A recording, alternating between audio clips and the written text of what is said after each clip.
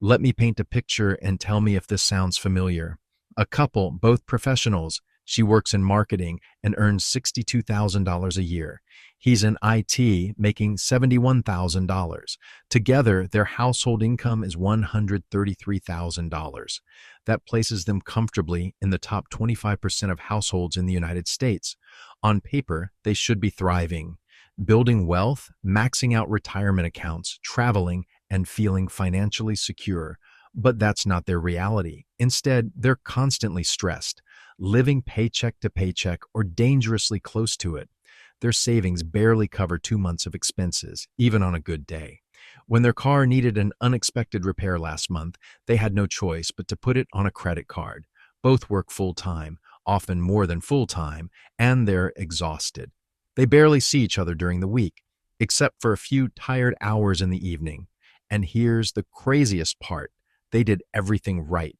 They got degrees, built careers, got married, combined finances, just bought a home in a decent school district. They followed the exact script society handed them. So why does it feel like they're drowning? Why does a six-figure household feel so fragile?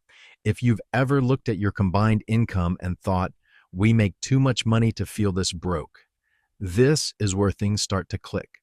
My name is John, and I spend an unhealthy amount of time thinking about why dual-income households today often struggle more than single-income families did 50 years ago.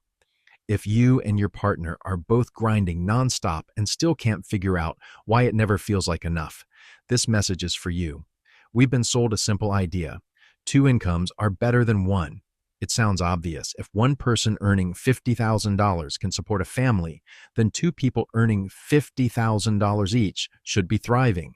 In theory, that extra income should go towards savings, investments, and wealth, but that's not what happened. What actually happened was one of the biggest financial bait and switches in modern American history. This phenomenon is called the two-income trap, a term coined by Elizabeth Warren back in 2003, long before she became a senator, when she was still a Harvard bankruptcy law professor. After studying more than 2,000 families who filed for bankruptcy, Warren and her daughter discovered something shocking. Two incomes didn't make families safer, it made them more vulnerable. Families with two working parents were actually more likely to go bankrupt than single-income families. Working harder, earning more, and still losing everything. That's not a personal failure. That's a system-level trap, and chances are you're standing right in the middle of it.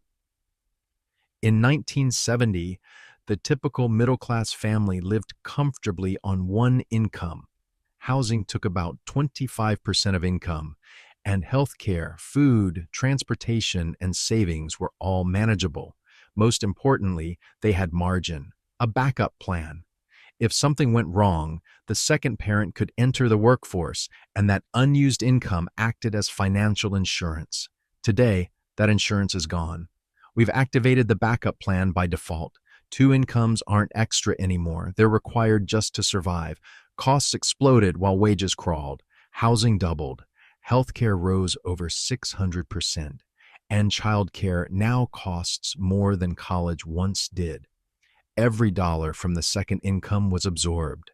The modern two-income family doesn't have more security. It has less because fixed costs now require both incomes just to stay afloat. This is the real danger.